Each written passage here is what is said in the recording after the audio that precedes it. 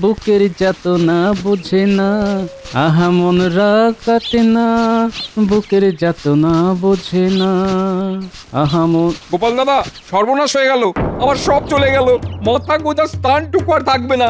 আরে না কেঁদে আমাকে একটু বুঝিয়ে বলো দেখি। মন্ত্রীমশাই নজর পড়েছে আমাদের 7 ঘরের ওপর। আমরা 7 পুরুষ ধরে আছি, মহারাজকে কর দিই, তবু কেন আমাদের ওখান থেকে হাঁটিয়ে দেবে? আরে আরে তুই অর্ধেক বলে আবার কেঁদে ওঠে। আহা পুরো কথাটা বলো না, না হলে আমি বুঝবো কি করে? গোপাল দাদা, আজ বটা ঘটা এসেছিল রাজমিস্ত্রি নিয়ে। সর্দার রাজমিস্ত্রি এসে মাপজোপ করতে লাগলো। বটা ঘটা বলে আমাদের ঘর মাসখানেকের মধ্যেই ভাঙা হবে। আমরা কোথায় যাবো গোপাল দাদা, বলো আমরা কোথায় যাবো, বলো গোপাল দাদা। আরে আরে কেঁদো না, আমাকে মহারাজের সাথে কথা বলতে দাও। সন্ধেবেলায় যখন কেউ থাকবে না, আমি মহারাজের সাথে কথা বলবো। আমি ভালো করে বিষয়টা বুঝে নিই আগে। কেঁদো না। আরে আমি থাকতে তোমাদের কোনো বিপদ হতে দেব না। সেই একজন তো মহারাজের খুব প্রিয়, সে তো যাবার নয়। তাহলে আরে তার খবরই তো এনেছি মন্ত্রীমশাই, আপনার এই মারাত্মক বুকের ব্যথার চিরবিদায় হবে। মানে বলো বলো, শিগগির বলো। গোপাল একেবারে গেছে মন্ত্রীমশাই, একেবারে নিজের কানে শুনে এলাম। আরে বাবা, পণ্ডিত মশাই ভালো কথা একটু না থেমে বলতে পারেন না? অনিত বলো, তুমি নিজের কানে কি শুনে এত উত্তেজিত হয়ে আমাকে বলতে এলে? মহারাজ গোপালকে রাজসভা থেকে তাড়িয়ে দিয়েছে, আমি নিজের কানে শুনে এলাম। তাই? এই কি হলো কি? কেমন করে হলো? সব বিস্তারিত জানাও। থেমে থেকো না পণ্ডিত, থেমে থেকো না। রাজপ্রাসাদের বারান্দা দিয়ে যাচ্ছি, হঠাৎ কানে এলো গোপালের গলা। গোপাল মহারাজকে খুব উঁচু গলায় বলছে, আপনার এই কথা খুব ভুল, মানা যায় না। আমি দাঁড়িয়ে পড়লাম। গোপালের এত সাহস, মহারাজের মুখের উপর এভাবে কথা বলে। আমি ভেজানোর দরজার মধ্যে দিয়ে ঘরের ভেতরে দেখলাম। মহারাজ, আপনি রাজা, আপনি এই কথা কি করে বলতে পারেন? এটা অন্যায় মহারাজ। তোমার এত বড় সাহস, তুমি আমার সামনে দাঁড়িয়ে আমার মুখের উপর কথা বলো? তোমার স্পর্ধা দেখে আমি আশ্চর্য হয়ে যাচ্ছি। আমি দিন দরিদ্র একজন মানুষ, কিন্তু আমার মেরুদণ্ডটা সোজা মহারাজ। গোপাল, শোনো, তুমি আমার খুব প্রিয় বলে তুমি আমাকে এইভাবে কথা বলতে পারো না। তোমার এই অপরাধের জন্য তোমাকে আমি কঠিন শাস্তি দিতে পারতাম, কারাগারে নিক্ষেপ করতে পারতাম, কিন্তু সেটা করছি না। শুধু তোমাকে আমি আমার রাজসভা থেকে বরখাস্ত করলাম। কাল থেকে এই রাজসভায় তোমার মুখ যেন আমায় আর দেখতে না হয়। আরে বাবা, এই খবরটা তো এক্ষুনি মন্ত্রীমশাইকে দিতে হয়। ওই কথা শুনে নিজেকে স্থির রাখতে পারিনি। কি মন্ত্রীমশাই, গেল আপনার বুকের ব্যথা? রাজবৈদ্য, একটা চিমটি কার্টুন তো দেখি। কেন? আরে আমি দিয়ে আছি না ঘুমিয়ে স্বপ্ন দেখছি, সেটা জানতে হবে তো, তাই বলছি। এত ভালো খবর তো আসে না। না না মন্ত্রীমশাই, আপনি স্বপ্ন দেখছেন না, সুন্দর বাস্তবের মাটিতে দাঁড়িয়ে আছেন। কি নিয়ে লাগলো সেটা তো জানা গেল না। না, এ তো জানা যায়নি, কাল রাজসভায় জেনে নেবেন মন্ত্রীমশাই। মন্ত্রীমশাই এত সুসংবাদ পেলেন, এবার তো গিন্নিমার হাতের রান্না খাওয়াতে হবে। ভোজ কবে খাওয়াবেন? আসছে রবিবার মধ্যাহ্ন ভোজনের আমন্ত্রণ রইল। কেমন, ঠিক আছে? ঠিক ঠিক আছে, আছে। ঠিক আছে।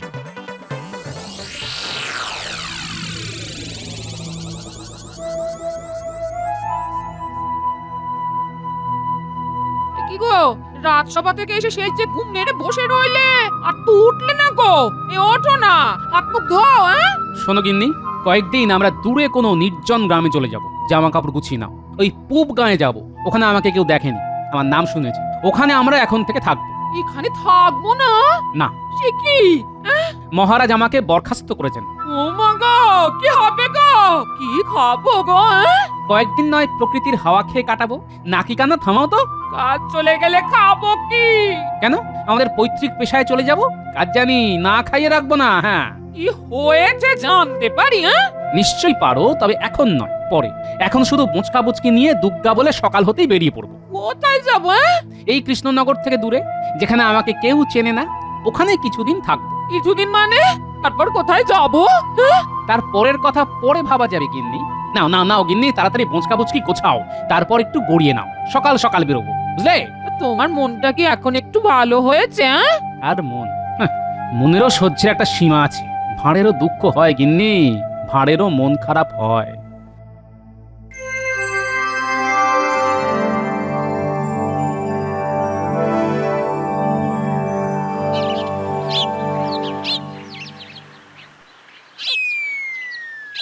উহ, কি ভালো লাগছে, হ্যাঁ? এবার নাটক করে গোপালের অনুপস্থিতির কারণটা জানতে হবে। মহারাজ, সভা শুরু হয়ে গেল, গোপাল এখনো এলো না। ও আর আসবে না, ওকে আমি বরখাস্ত করেছি। সে কি মহারাজ? কেন?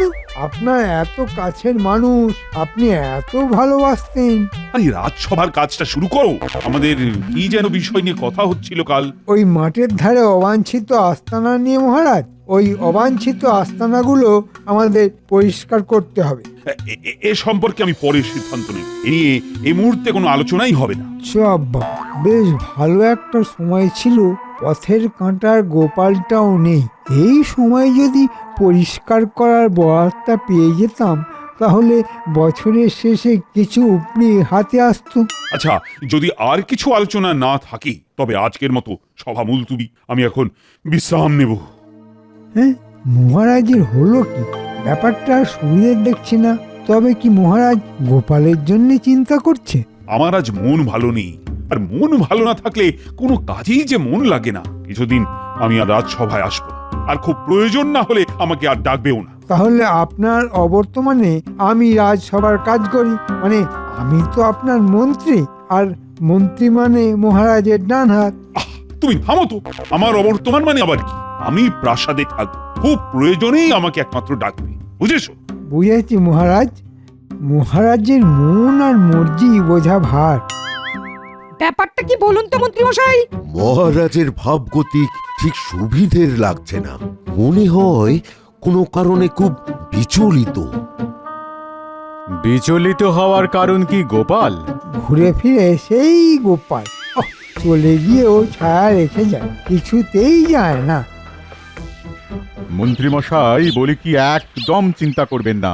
প্রথম মহারাজের একটু ওই রকম দুঃখ দুঃখ ভাব থাকবে, তারপর ঠিক হয়ে যাবে।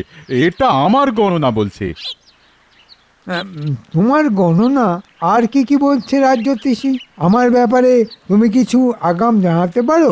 আপনার এখন খুব ভালো সময়, যেখানে হাত দেবেন সেখানেই সোনা ফলবে।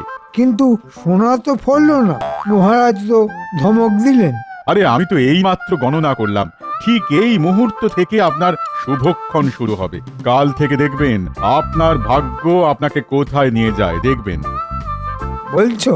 বুকটা খুব হালকা লাগছে। তাহলে কাল থেকে আমার ভাগ্যের তবলা ঠিকঠাক বাজবে বলছো? একদম তালে বাজবে। তেরে কেটে কেটে তা খাস্তা খাস্তা দ্রিমি দ্রিমি দ্রিমি দ্রিম, আসছেই শুভ দিন। শান্তি।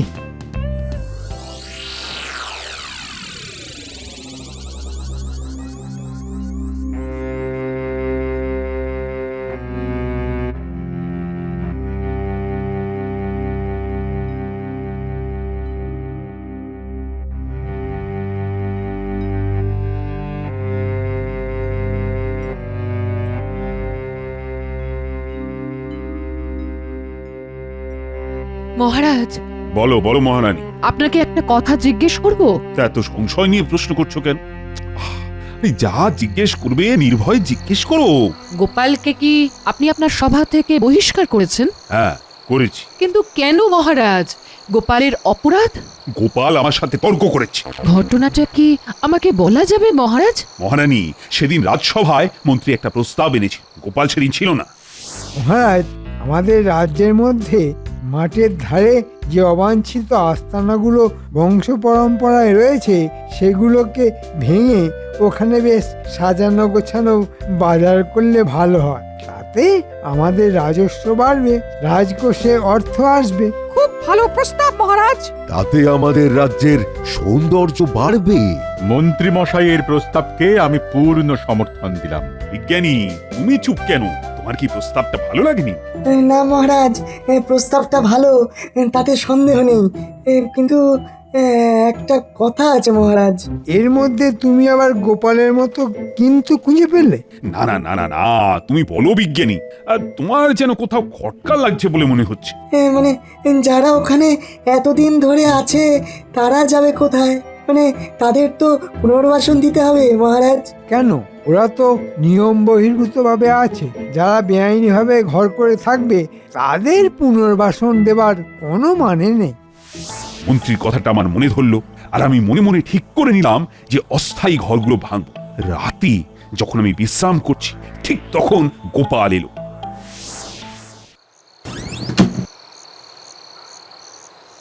মহারাজ, এ কি গোপাল, কি ব্যাপার? তুমি এত রাতে এলে? কোনো বিপদ ঘটেছে নাকি? তা তো একটু ঘটেছে, আর ঘটেছে বলেই তো রাতে আপনার সঙ্গে দেখা করতে এলাম। বলো বলো বলো, কি প্রয়োজন? মহারাজ, শুনলাম নাকি মন্ত্রী মশাই ওই মাঠের ধারে যেখানে কিছু গরিব মানুষ বহু বছর ধরে আছে ওদের ওখান থেকে সরিয়ে দিতে চাইছেন। হ্যাঁ হ্যাঁ, ঠিকই শুনেছো। ওইখানে আমরা বাজার করব ঠিক করেছি। নামি দামি বণিকরা তাদের পসরা সাজিয়ে বসবে। কি ভালো প্রস্তাব না, কি বলো? তা ভালো, কিন্তু ওখানকার আদিবাসিন্দারা থাকবে কোথায় মহারাজ? তা ওরা যখন এখানে ঘর বেঁধেছিল তখন কি আমাকে জিজ্ঞেস করেছিল? ওরা তো আমার আপনার জন্মের আগে থেকে ওখানে বংশ পরম্পরায় আছে মহারাজ। ঠিক আছে ঠিক আছে, একটা কথা বলো দেখি, তুমি তো আজকে সভায় আসুন, তা খবরটা পেলে কি করে? সকালবেলা আমি আমার ঘরের চালে উঠে খড় দিয়ে চাল ছাইছি, ঠিক তখন পুঁটির বাবা আসে, হাপুস নয়নে কাঁদছে। বলি নিচে একটু খেয়াল রেখো, হ্যাঁ? দরজা খোলা কিন্তু। কি বা আছে গিন্নি নেবার মতো? বলি রান্না করে রেখেছি, মাছ ভাজা আছে, আর বাইরে মেনিটাও আছে। আর কিছু বললাম না কিন্তু, বাকিটা বুঝে নিও। আমি চললাম, হ্যাঁ। ঠিক আছে ঠিক আছে, তুমি নিশ্চিন্তে যাও। আহা মনরা কাটে না, বুকের যাতনা বুঝে না। আহা মনরা কাটে না, বুকের যাতনা বুঝে না। আহা মন। গোপাল দাদা, সর্বনাশ হয়ে গেল, আমার সব চলে গেল। মাথা গোজার স্থানটুকু আর থাকবে না। আরে না কেঁদে আমাকে একটু বুঝিয়ে বলো দেখি। মন্ত্রীমশাই নজর পড়েছে আমাদের 7 ঘরের ওপর। আমরা 7 পুরুষ ধরে আছি। মহারাজকে কর দিই, তবু কেন আমাদের ওখান থেকে হাঁটিয়ে দেবে? আরে আরে, তুই অর্ধেক বলে আবার কেঁদে ওঠে। আহা পুরো কথাটা বলো না, না হলে আমি বুঝবো কি করে? গোপাল দাদা, আজ বটা ঘটা এসেছিল রাজমিস্ত্রি নিয়ে। সর্দার রাজমিস্ত্রি এসে মাপজোপ করতে লাগলো। বটা ঘটা বলে আমাদের ঘর মাসখানেকের মধ্যেই ভাঙা হবে। আমরা কোথায় যাবো গোপাল দাদা, বলো আমরা কোথায় যাবো, বলো গোপাল দাদা। আরে আরে, কেঁদো না কেঁদো না, আমাকে মহারাজের সাথে কথা বলতে দাও। সন্ধেবেলায় যখন কেউ থাকবে না, আমি মহারাজের সাথে কথা বলবো। আমি ভালো করে বিষয়টা বুঝে নিই আগে। কেঁদো না কেঁদো না, আরে আমি থাকতে তোমাদের কোনো বিপদ হতে দেব না। ওরা কি করবে মহারাজ? ওদের আমি কথা দিয়েছি। কথা দেবার মালিক কি তুমি? না মহারাজ, কথা দেবার মালিক আপনি। আমি শুধু আমার কথাটা আপনার কাছে নিবেদন করলাম। ওদের মাথার উপর ছাদটা বানিয়ে দিন মহারাজ। যারা অবাঞ্ছিত তাদের দায়িত্ব আমার নয়, ওদের মাথা গোজার দায়িত্ব ওদেরকেই নিতে হবে। মহারাজ আপনি রাজা। গোপাল, তোমার মুখ যেন আমায় আর না দেখতে হয়। ঠিক আছে মহারাজ, কাল থেকে আপনার রাজসভায় আসবো না, আপনাকে আমার মুখও দেখাবো না। কিন্তু আমার বিশ্বাস আপনি পরে এই ব্যাপারটা নিয়ে মনে কষ্ট পাবেন মহারাজ। চললাম।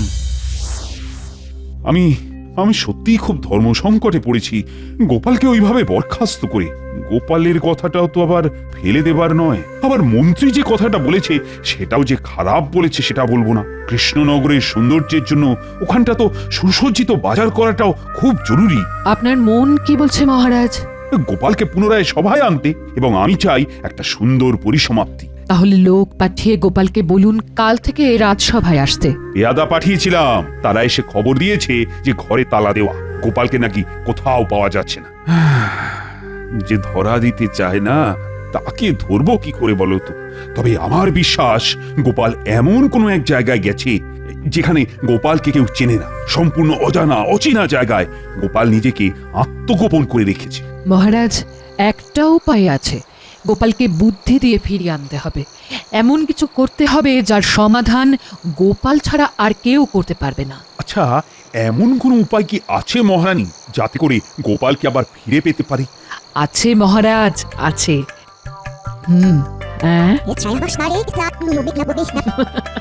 বাহ বাহ রানী, বাহ, দারুণ দারুণ। আমি কাল সকালে ঢেঁড়া পিটিয়ে রাজ্যের প্রতিটি কোণে এই কথা জানাবো। শোনো শোনো শোনো, মহারাজের বড় দিঘির বিবাহ আগামী পূর্ণিমায় অনুষ্ঠিত হবে। সকল গ্রামবাসীকে অনুরোধ জানানো যাচ্ছে যে তারা যেন তাদের বাড়ির কুয়োকে মাথায় করে রাজার দিঘির বিবাহে উপস্থিত হয়। অন্যথায় 5টি করে মোহর মহারাজের কোষাগারে জমা দিতে হবে। শোনো শোনো শোনো। কি রে বাবা, এ আবার কেমন তোর কথা? মহারাজের কি মাথা টাথা খারাপ হয়েছে নাকি? আমার তো ওই 3 কোটি বয়স হলো। এই রকম অদ্ভুত বিয়ে তো আমি ওই কোশমিন কালেও শুনিনি। দেখা তো দূরস্ত, দেখি আবার বিয়ে। খুড়ো, এই শুধু দিঘির বিয়েই শুনলে? কুয়ো ঘাড়ে করে নিয়ে যেতে হবে সেটা শুনলে না? হায় হায় গো, কি বিপদ এলো গো! কলিকাল কলিকাল ঘোর কলিকাল! শুনেছি মহারাজের সবাইকে গোপাল বলে খুব চালাক লোক আছে, তো সে থাকতেও মহারাজের এই অবস্থা। হ্যাঁ, কি জানি, শুনেছি তো চালাক, আসলে সে হয়তো একটা হদ্দ বোকা। পোড়াটাকে মুখ ঝমটা দিয়ে আসবো, হ্যাঁ? তোমাকে বলে কিনা হদ্দু বোকা? দেখাচ্ছি দেখাচ্ছি মজা। না গিন্নি, একদম না, তাহলে সব গলে হরিবোল হয়ে যাবে। শুনতে দাও, আসলে সবটাই আমাকে খোঁজার জন্য, বুঝেছো? মানে পরে বলবো, এখন শুনে যাও, মুখে কিছু প্রকাশ করো না। তবে শুনে রাখো, এই বুদ্ধিটা মহারাজের মাথা থেকে আসেনি। তাহলে বুদ্ধিটা মহারাজের মাথায় দিল কে? খুড়ো, আমাদের গ্রাম প্রধানকে জানাতে হবে। এ কি অদ্ভুত বিপদ এলো বলো তো? কুয়ো কাঁধে করে কি করে নিয়ে যাব? কলিকাল কলিকাল ঘোর কলিকাল! কারো নিস্তার নেই, কারো নিস্তার নেই। আমাকে আপনাদের গ্রাম প্রধানের কাছে নিয়ে যেতে পারবেন? তাহলে আপনাদের বাঁচার রাস্তাটা আমি বলতে পারবো। আপনি কে মশাই? হ্যাঁ, আপনি কে? কোত্থেকে আসছেন? আমি আসছি অজানা দেশ থেকে। কোথা থেকে? আমরা আসছি সেই অজানি দেশ থেকে। আমার নাম না জানি কি, আর ইনি হলেন আমার তিনি, নাম হ্যাঁ জানি। আমার কাছে আছে আপনাদের বাঁচার রাস্তা। বাবা, ও জানি দেশ থেকে না জানি আর হ্যাঁ জানি, এরকম বিচিত্র নাম এই প্রথম শুনলাম বাবা। অনেক কিছুই তো প্রথম শুনলাম। মাথায় করে কুয়ো নিয়ে যাওয়ার কথা আগে শুনেছিলেন? সত্যিই শুনিনি। কি বলো খুড়ো? আহা, বললাম তো, আমার এত বয়সে ওই দিঘির বিয়ের কথাও শুনিনি, আর কুয়ো কাঁধে নেমন্তন্ন খাবার কথাও শুনিনি। আবার আপনি দিলেন আর এক ঝটকা, না জানি দেশ আর না জানি আপনার নাম, আর আপনার পরিবারের নাম হ্যাঁ জানি। ঘোর কলিকাল ঘোর কলিকাল! হ্যাঁ, আমাদের দেশের মানুষদের নামগুলো এইরকম। না জানি, হ্যাঁ জানি, সব জানি, কিছু জানি। ছাড়ুন সব কথা, এখন আমাকে আপনাদের গ্রাম প্রধানের কাছে নিয়ে চলুন, যদি বাঁচতে চান। হ্যাঁ, চলুন।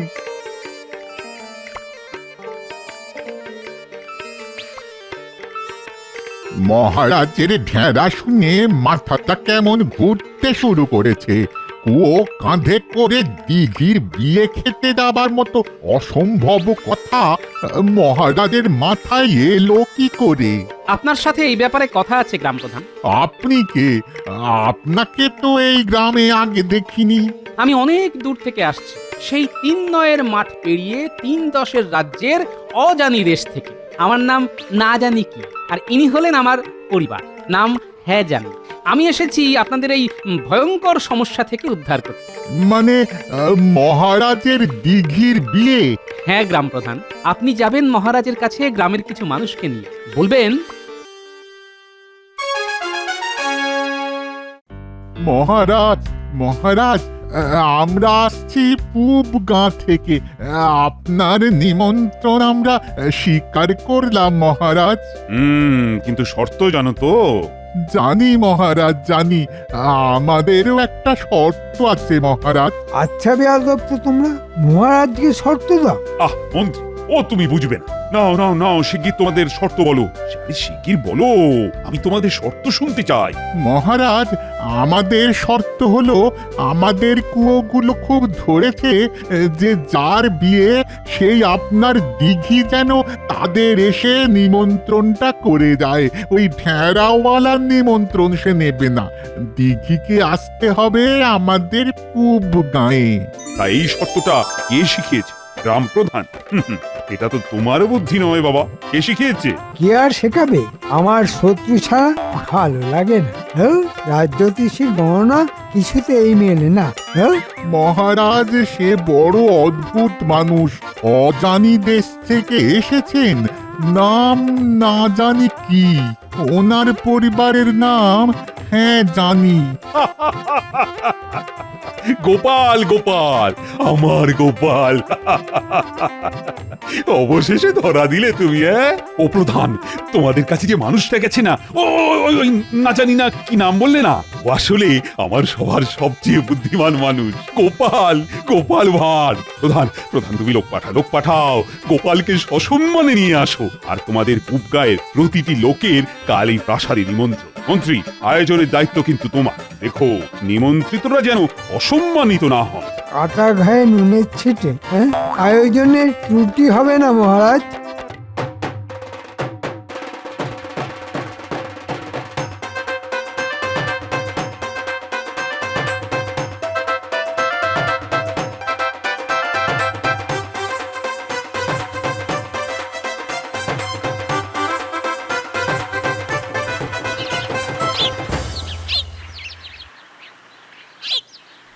এসো এসো গোপাল এসো, তোমাকে হারানোর ব্যথা যে কি সেটা আমি হাড়ে হাড়ে বুঝেছি। প্রণাম নয়, বুকে এসো গোপাল, বুকে। আর রানী, তোমার বুদ্ধিতে কিন্তু আমি গোপালকে আবার ফিরে পেলাম। গোপাল আবার প্রমাণ হলো জল ছাড়া মাছ, আর গোপাল ছাড়া মহারাজ হয় না, হতেও পারে না। রানীমা, এবার যে আপনি সবাইকে ছাপিয়ে গেছেন, আপনাকে প্রণাম। রানীমার বুদ্ধিতেই আমার সিদ্ধি লাভ। আমি ঘোষণা করলাম আমাদের নতুন বাজারও হবে, আর তার সাথে ওদের মাথার উপর পাকা ছাদও হবে। বুদ্ধি বটে গোপালের, সব কিছু ঠিক আদায় করেই ছাড়লো।